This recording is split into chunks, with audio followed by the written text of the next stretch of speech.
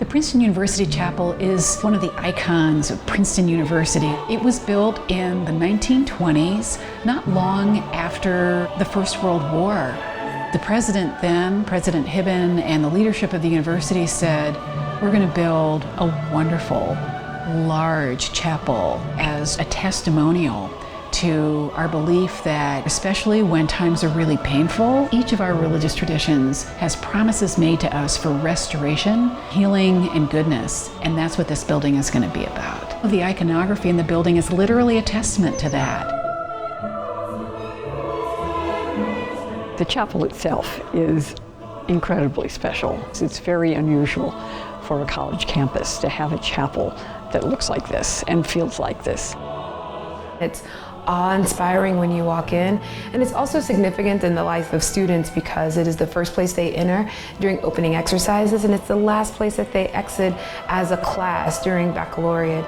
The chapel is, for me and for many people in it, the most welcoming space that I've ever been in.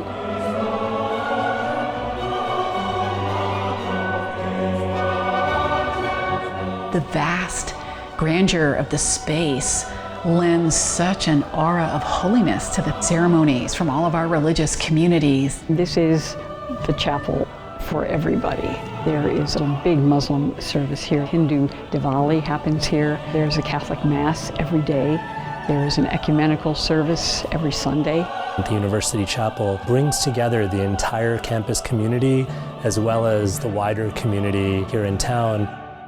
For many people, it's a refuge where you can come during the week and you can just sit and be calm and be quiet. And they make that space their own for whatever they need it for. They're praying, they're meditating, they're being quiet, whatever they need to do. And I really hope that for all of that beautiful air and stone and carving and glass and light, that they are feeling the hope that was the intention of building that magnificent space in the first place. It's a wonderful place to do music because it has a great reverberation. Whatever you do, the chapel space takes it and it makes it bloom, and it's just an exquisite experience. The organ is just one of the best in the country. It is a vast instrument that truly fills that tremendous space. It is a magnificent instrument and is perfect for this space. So we have some of the organ in the front, some is back here, and then we have, of course, the trumpets chamade in the back. It has 7,893 pipes, from the size of a small pencil, very, very small, to 32 feet in length. When that instrument gets rolling and the deepest notes make the whole building shake and the highest ones are just floating through the air, it's an experience in and of itself. And then there's the chapel choir, one of the most moving groups I've ever had the pleasure of listening to. As soon as I walked in the chapel and heard the choir sing, I was just like, I want to be part of this. The first time we sang up here as a choir, I was just overcome by how beautiful it was.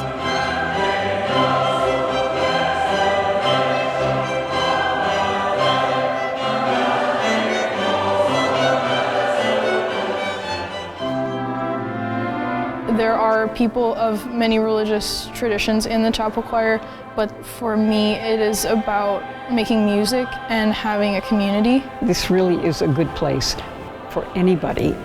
We're all just a family. Penna's always there to inspire us. She always asks us the question, you have one choice. You either be fabulous or not, and you choose to be fabulous. Every week I get to come here and I get to sing in the Princeton Chapel. How miraculous it is that we have something like this on campus. I think the chapel inspires moments of awe.